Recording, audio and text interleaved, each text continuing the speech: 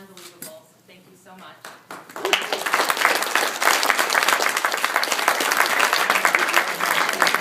7 years that John Hancock, which consists of John Hancock LTC and Life, you've raised over $130,000, which is remarkable. So again, you deserve this visit. I hope you have a great time meeting with him and having your photos taken. And up next, I'm going to introduce Charlie Griffin of John Hancock LTC. Thanks so much. Good morning, everybody. Good morning. Charlie.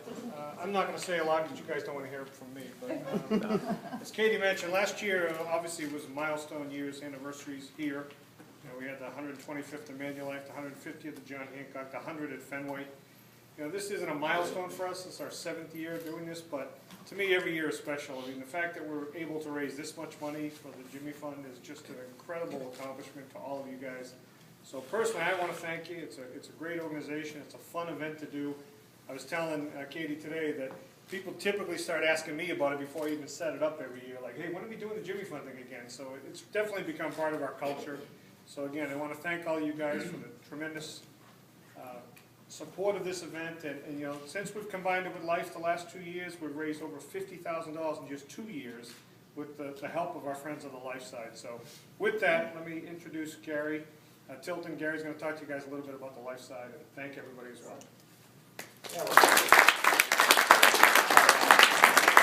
So just real quick, you know, obviously we're psyched again, especially to have Will. I went to 2 Sox games last year. First, Will Middlebrook's first game, so pretty cool. It lines up with this. And the other was a Rally Against Cancer tribute, which was pretty neat. You know, sitting in Fenway Park, you see Dana-Farber, Jimmy Fund on the wall, Hancock and lights, the tribute. It brings it all full circle. It's almost like we're all part of this massive machine for goodwill. So we were already doing E&E before we started the initiative here. Working together. But again, thanks to everyone, and I just want to pass it on. So I will now introduce Brooks Tingle, Senior Vice President and Chief Operations Officer. Brooks. Thanks, Gary, and great to see everyone here this morning. You know, there's probably not anybody here that is not a family member or a friend or, you know, for many of us right now, a colleague that hasn't been impacted by cancer.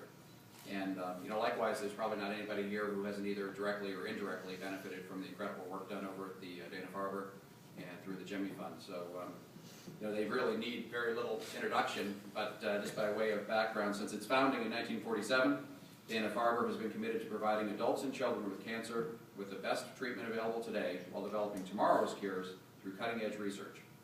Dana-Farber Cancer Institute's ultimate goal is the eradication of cancer, AIDS, and related diseases and the fear that they engender.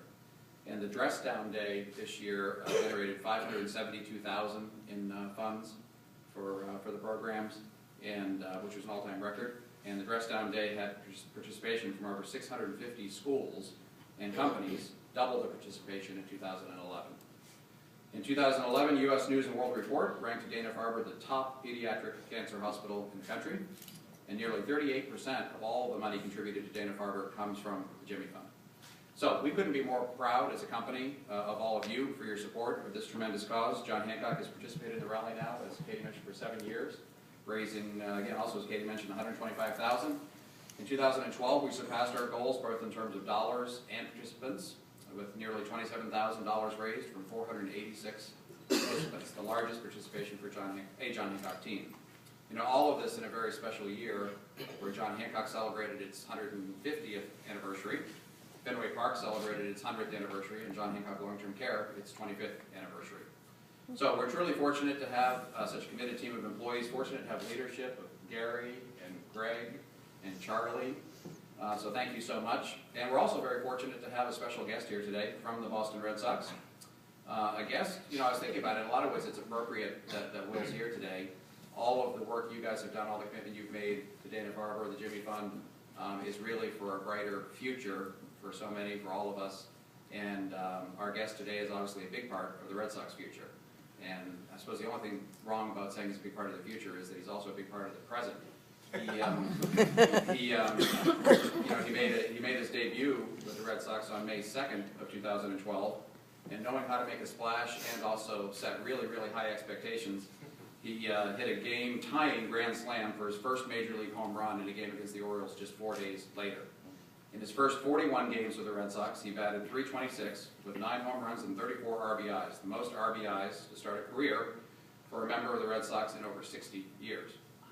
So it's my great pleasure to introduce Boston Red Sox third baseman and quite seriously, my 8-year-old son's favorite Red Sox player, Will Middlebrook. Thanks.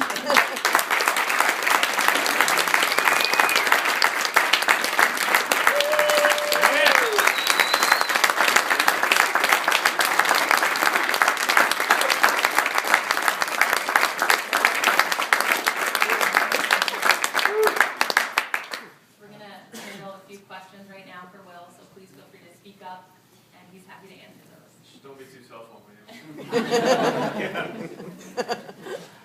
How did you find it with your first season with the Red Sox? What was that? I'm sorry. How did you find it with the first season with the Red Sox? It was unbelievable. Yeah. Dream come true. I know it's cliche, but it really was. I mean, it's something you work towards your whole life, and to finally have the hard work pay off, and all the years on the buses in the minor leagues paying off, Nice. it was a lot of fun. Awesome. How's the arm? The wrist is great.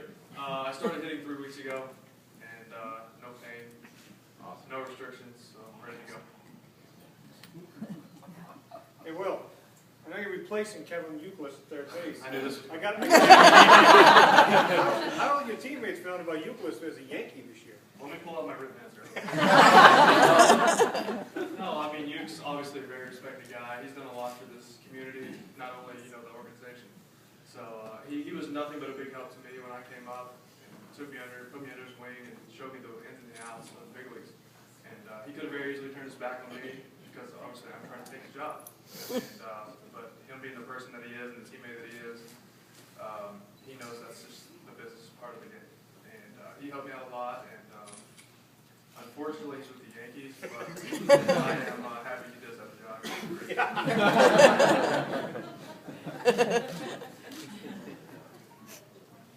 Not everybody wants.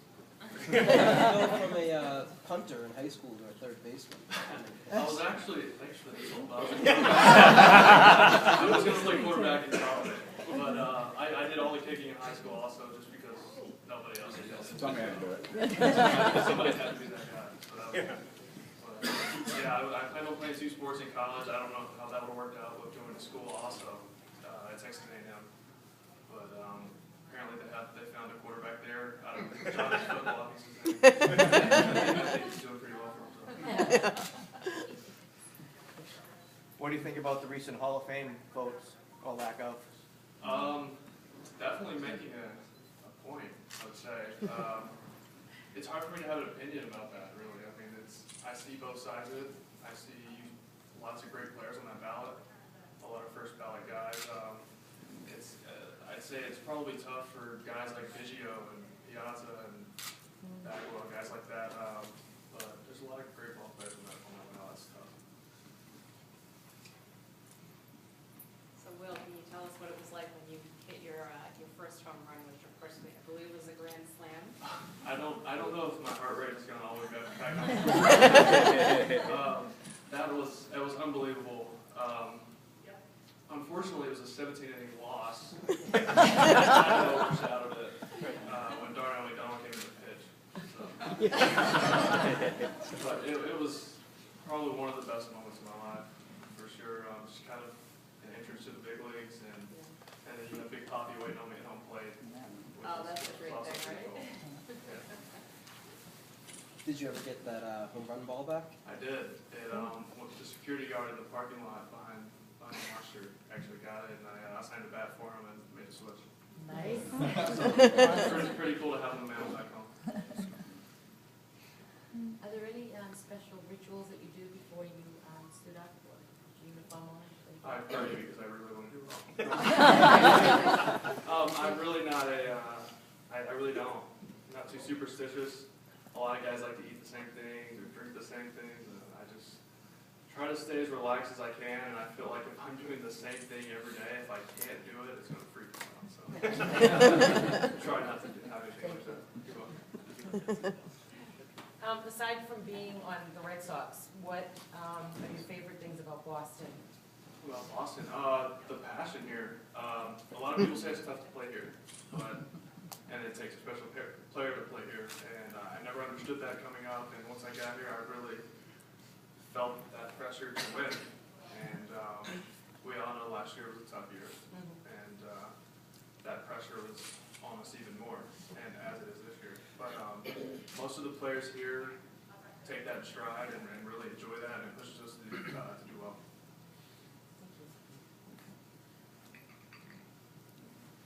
We hear Petey's a bit of a talker. So that's what we hear. Is that? Can you confirm that? Does he talk as much as we hear you talk? Probably more than you guys think. No, he's a class act guy.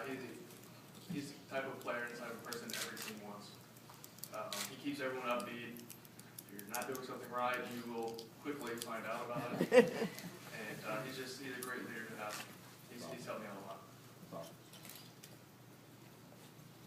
How did it feel to be killing it the way that you were killing it, but have the team kind of fall apart around you? How do you keep your focus, and then how do you kind of share that with the team as a rookie?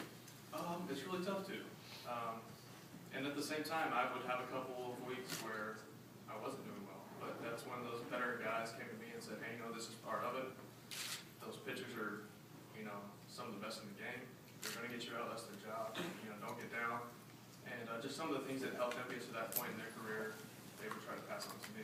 And as far as with the team not doing well, I wasn't in a position to stand up and speak up and really be a leader. It was more of lead with action instead of word.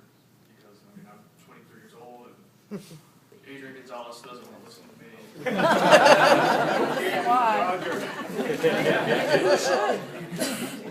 see, we have a really great group of guys. We brought in a lot of great team guys this year, so I'm excited to see how we match together.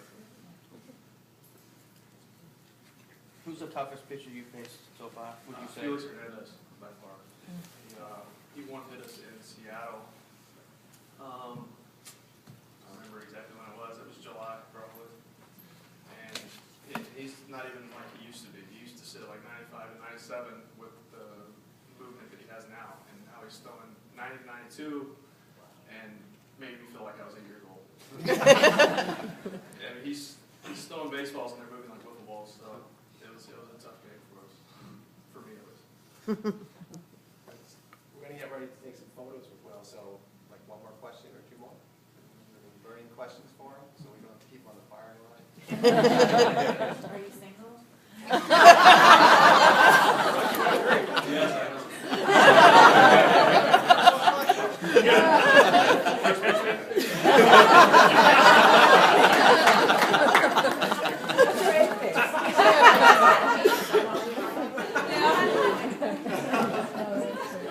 So I do have one question for you. How do you feel about sharing the spotlight with Wally? We thought that taking pictures with Wally today might be a great way to memorialize this visit. So. I agree. If I could be in a picture of Wally, I think it's an honor for me.